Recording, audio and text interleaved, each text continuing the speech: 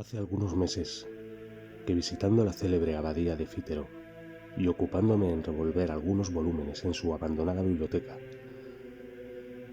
descubrí en uno de sus rincones 2 o 3 cuadernos de música bastante antiguos, cubiertos de polvo y hasta comenzados a roer por los ratones. Era un miserere. Yo no sé la música, pero la tengo tanta afición que, aun sin entenderla, suelo coger a veces la partitura de una ópera y me paso las horas muertas hojeando sus páginas, mirando los grupos de notas más o menos apiñadas, las rayas, los semicírculos, los triángulos y las especies de etcéteras que llaman claves. Y todo esto sin comprender una jota ni sacar maldito el provecho. Consecuente con mi manía, repasé los cuadernos y lo primero que me llamó la atención fue que, aunque en la última página había esta palabra latina tan vulgar en todas las obras, finis, la verdad era que el miserere no estaba terminado, porque la música no alcanzaba sino hasta el 10º versículo. Eso fue, sin duda, lo que me llamó la atención primeramente, pero luego que me fijé un poco más en las hojas de música, me chocó más aún observar que, en vez de esas palabras italianas que ponen en todas como maestroso, allegro, ritardando, più vivo, a piacere, había unos renglones escritos con letra muy menuda y en alemán, de los cuales algunos servían para advertir cosas tan difíciles de hacer como esta: crujen. Crujen los huesos, y de sus médulas han de parecer que salen los alaridos. O esta otra: la cuerda aúlla sin discordar, el metal atruena sin ensordecer. Por eso suena todo, y no se confunde nada, y todo es la humanidad que solloza y gime, o la más original de todas sin duda, recomendaba al pie del último versículo. Las notas son huesos cubiertos de carne, lumbre inextinguible, los cielos y su armonía, fuerza, fuerza y dulzura. ¿Sabéis qué es esto?, pregunté a un viejecito que me acompañaba al acabar de medio traducir esos renglones, que parecían frases escritas por un loco. El anciano me contó entonces la leyenda que voy a referiros. Hace ya muchos años, en una noche lluviosa y oscura, llegó a la puerta claustral de esta abadía un romero y pidió un poco de lumbre para secar sus ropas, un pedazo de pan con el que satisfacer su hambre y un albergue cualquiera donde esperar la mañana y proseguir con la luz del sol su camino. Su modesta colación, su pobre lecho y su encendido hogar puso el hermano a quien se hizo esta demanda a disposición del caminante, al cual, después que se hubo repuesto de su cansancio, interrogó acerca del objeto de su romería y del punto a que se encaminaba. «Yo soy músico», respondió el interpelado. «He nacido muy lejos de aquí, y en mi patria gocé un día de un gran renombre. En mi juventud hice de mi arte un arma poderosa de seducción y encendí con él pasiones que me arrastraron a un crimen. En mi vejez quiero convertir al bien las facultades que he empleado para el mal, redimiéndome por donde mismo pude condenarme». Como las enigmáticas palabras del desconocido no pareciesen del todo claras al hermano Lego, en quien ya comenzaba la curiosidad a despertarse e, instigado por ésta, continuara en sus preguntas, su interlocutor prosiguió de este modo. Lloraba yo en el fondo de mi alma la culpa que había cometido, mas al intentar pedirle a Dios misericordia, no encontraba palabras para expresar dignamente mi arrepentimiento cuando un día se fijaron mis ojos por casualidad sobre un libro santo. Abrí aquel libro y en una de sus páginas encontré un gigante grito de contrición verdadera, un salmo de David, el que comienza Miserere mei, Deus. Desde el instante en que hube leído sus estrofas, mi único pensamiento fue hallar una forma musical tan magnífica, tan sublime, que bastase a contener el grandioso himno de dolor del rey profeta. Aún no la he encontrado, pero si logro expresar lo que siento en mi corazón, lo que oigo confusamente en mi cabeza, estoy seguro de hacer un miserere tal y tan maravilloso que no hayan oído otro semejante los nacidos, tal y tan desgarrador que al escuchar el primer acorde los arcángeles dirán conmigo, cubiertos los ojos de lágrimas y dirigiéndose al Señor, «Misericordia», y el Señor la tendrá de su pobre criatura.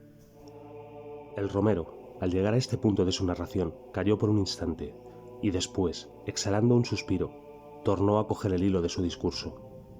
El hermano Lego, algunos dependientes de la abadía y 2 o 3 pastores de la granja de los frailes que formaban círculo alrededor del hogar le escuchaban en un profundo silencio. Después, continuó, de recorrer toda Alemania, toda Italia y la mayor parte de este país clásico para la música religiosa, aún no he oído un miserere en que pueda inspirarme, ni uno, ni uno. Y he oído tantos, que puedo decir que los he oído todos. ¿Todos?, dijo entonces interrumpiéndole uno de los rabadanes. ¿A que no habéis oído el miserere de la montaña? ¿El miserere de la montaña?, exclamó el músico con aire de extrañeza. ¿Qué miserere es ese? No dije, murmuró el campesino, y luego prosiguió con una entonación misteriosa. Ese miserere, que solo oyen por casualidad los que como yo andan día y noche tras el ganado por entre breñas y peñascales, es toda una historia muy antigua, pero tan verdadera como al parecer increíble. Es el caso que en lo más fragoso de esas cordilleras de montañas que limitan al horizonte del valle, en el fondo del cual se halla la abadía, hubo hace ya muchos años, ¿qué digo muchos años? Muchos siglos, un monasterio famoso, monasterio que, a lo que parece, edificó un señor con los bienes que había de legar a su hijo, al cual desheredó al morir en pena de sus maldades. Hasta aquí todo fue bueno, pero el caso que este hijo, que por lo que se verá más adelante debió de ser de la piel del diablo, si no era el mismo diablo en persona, sabedor de que sus bienes estaban en poder de los religiosos y de que su castillo se había transformado en iglesia, reunió a unos cuantos bandoleros, camaradas suyos en la vida de perdición que emprendiera al abandonar la casa de sus padres, y una noche de Jueves Santo, en que los monjes se hallaban en el coro, y en el punto y hora en que iban a comenzar o habían comenzado el miserere, pusieron fuego al monasterio, saquearon la iglesia, y a este quiero y a aquel no, se dice que no dejaron fraile con vida. Después de esta atrocidad se marcharon los bandidos y su instigador con ellos a donde no se sabe, a los profundos tal vez. Las llamas redujeron el monasterio a escombros. De la iglesia aún queda en pie la ruina sobre el cóncavo peñón, de donde nace la cascada que después de estrellarse de peña en peña, forma el riachuelo que viene a bañar los muros de esta abadía. Pero, interrumpió impaciente el músico, ¿y el miserere? Aguardaos, continuó con gran sorna el rabadán, que todo irá por partes. Dicho lo cual, siguió así su historia. Las gentes de los contornos se escandalizaron del crimen. De padres a hijos y de hijos a nietos se refirió con horror en las largas noches de velada. Pero lo que mantiene más viva su memoria es que todos los años, tal noche como en la que se consumó, se ven brillar luces a través de las rotas ventanas de la iglesia. Se oye como una especie de música extraña y unos cantos lúgubres y aterradores que se perciben a intervalos en las ráfagas del aire. Son los monjes, los cuales, muertos tal vez sin hallarse preparados para presentarse en el tribunal de Dios, limpios de toda culpa, vienen aún del purgatorio a impetrar su misericordia cantando el miserere. Los circunstantes se miraron unos a otros con muestras de incredulidad. Solo el romero, que parecía vivamente preocupado con la narración de la historia, preguntó con ansiedad al que le había referido. ¿Y decís que ese portento se repite aún? Dentro de 3 horas comenzarán sin falta alguna, porque precisamente esta noche es la de Jueves Santo y acaban de dar las 8 en el reloj de la abadía. ¿A qué distancia se encuentra el monasterio? A 1 legua y media, escasa, pero ¿qué hacéis? ¿A dónde vais con una noche como esta? «¡Estáis dejados de la mano de Dios!», exclamaron todos al ver que el ropero, levantándose de su escaño y tomando el bordón, abandonaba el hogar para dirigirse a la puerta. ¿A dónde voy? A oír esa maravillosa música, a oír el grande, el verdadero miserere, el miserere de los que vuelven al mundo después de muertos y saben lo que es morir en el pecado. Y esto diciendo, desapareció de la vista del espantado Lego y de los no menos atónitos pastores. El viento zumbaba y hacía crujir las puertas, como si una mano poderosa pugnase por arrancarlas de sus quicios. La lluvia caía en los turbiones, azotando los vidrios de las ventanas, y de cuando en cuando la luz de un relámpago iluminaba por un instante todo el horizonte que desde ella se descubría. Pasado el primer momento de estupor, exclamó el Lego: «Está loco, está loco», repitieron los pastores, y atizaron de nuevo la lumbre, y se agruparon alrededor del hogar. Después de 1 o 2 horas de camino, el misterioso personaje que calificaron de loco en la abadía, remontando la corriente del riachuelo que le indicó el Rabadán de la historia, llegó al punto en que se levantaban negras e imponentes las ruinas del monasterio. La lluvia había cesado, las nubes flotaban en oscuras bandas, por entre cuyos jirones se deslizaba a veces un furtivo rayo de luz pálida y dudosa, y el aire, al azotar los fuertes machones y extenderse por los desiertos claustros, diríase que exhalaba gemidos. Sin embargo, nada sobrenatural, nada extraño, venía a herir la imaginación.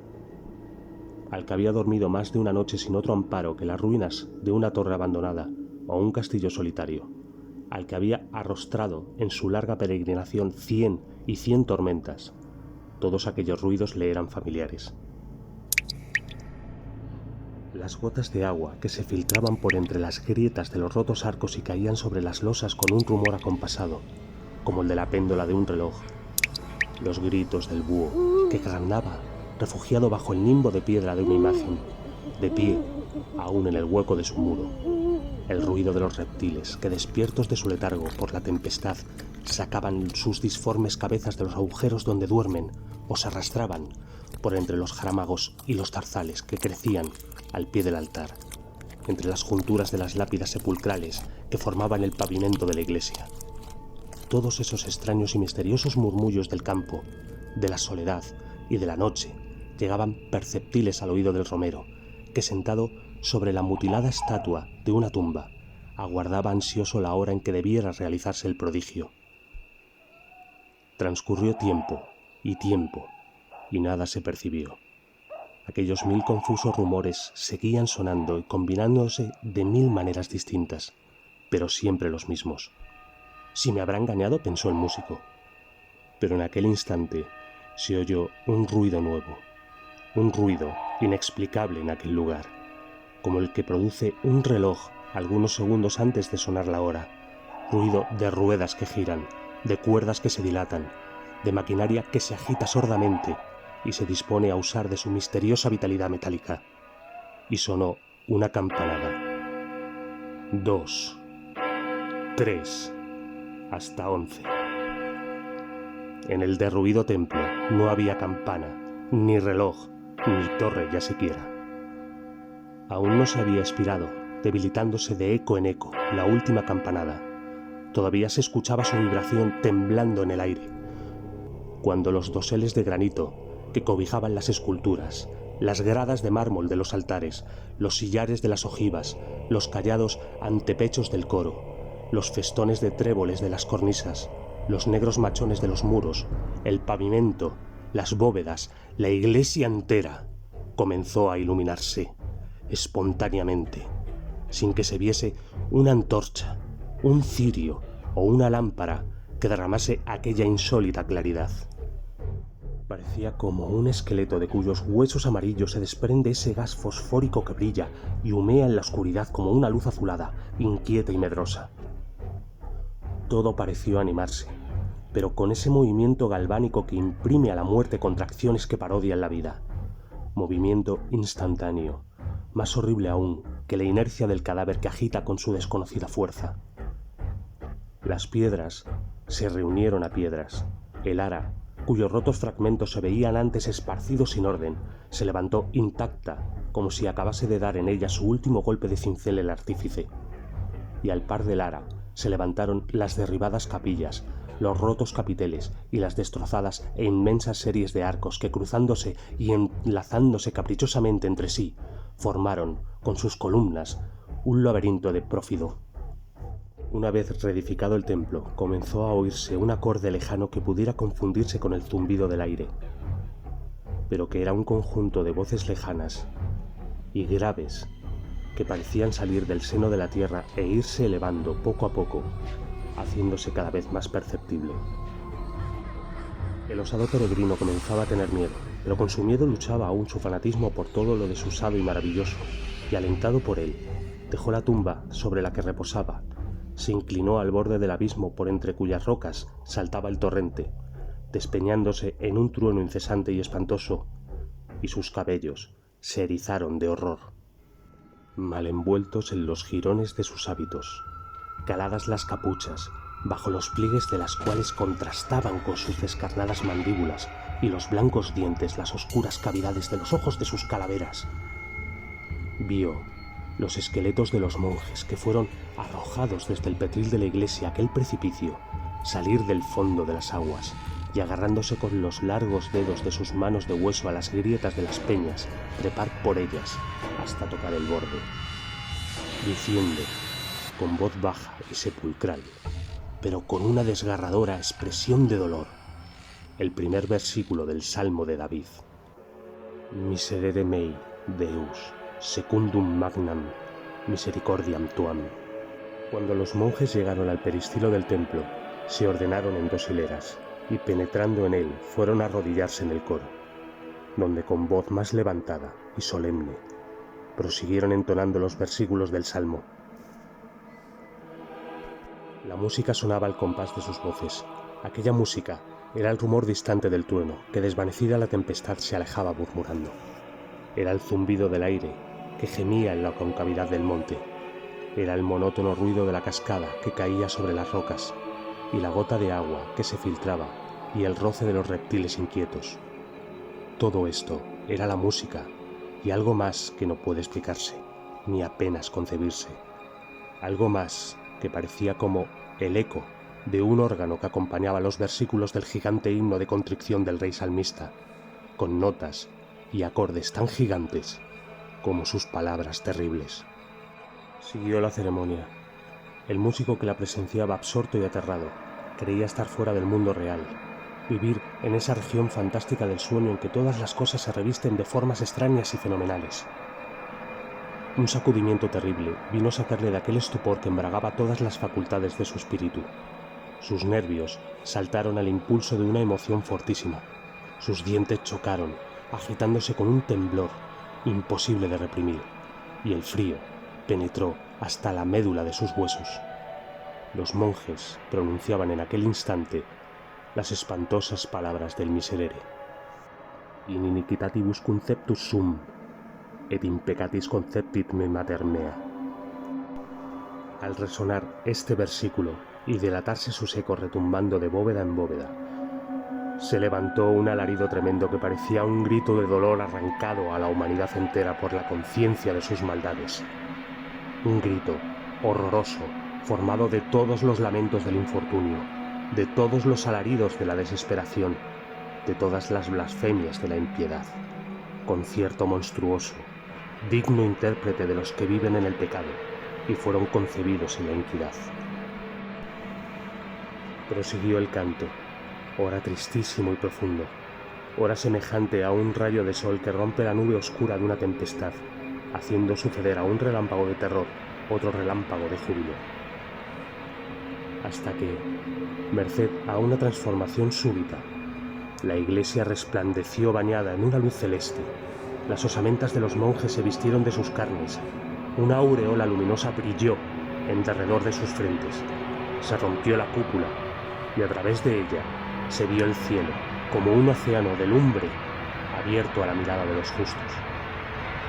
Los serafines, los arcángeles, los ángeles y todas las jerarquías acompañaban con un himno de gloria a este versículo, que subía entonces al trono del Señor como una tromba armónica, como una gigantesca espiral de sonoro incienso.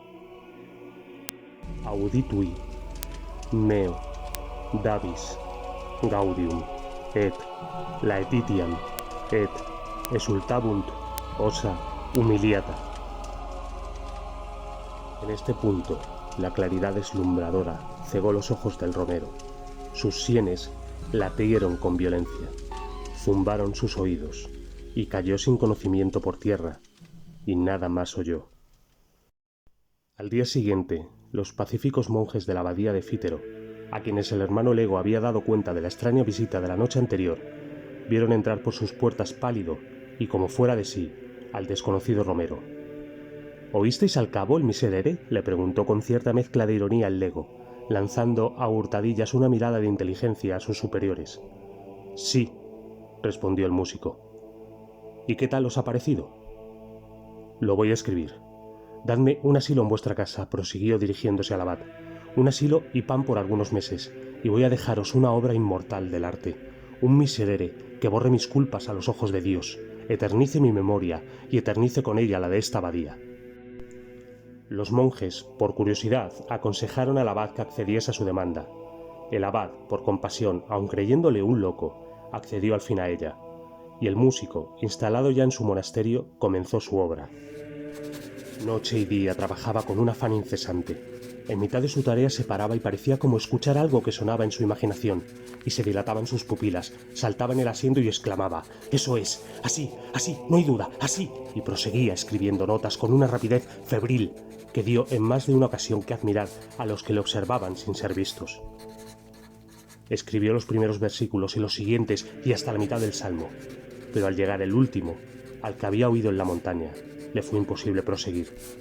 Escribió 1, 2, 100, 200 borradores, todo inútil. Su música no se parecía a aquella música ya anotada, y el sueño huyó de sus párpados y perdió el apetito, y la fiebre se apoderó de su cabeza, y se volvió loco, y se murió, en fin, sin poder terminar el miserere, que como una cosa extraña guardaron los frailes a su muerte, y aún se conserva hoy en el archivo de la abadía.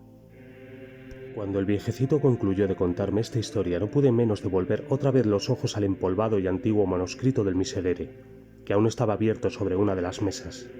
«Impecatis concepit me mater mea». Esas eran las palabras de la página que tenía ante mi vista, y que parecía mofarse de mí con sus notas, sus llaves y sus garabatos inintegibles para los legos en la música. Por haberlas podido leer, hubiera dado un mundo. Quién sabe si no serían una locura.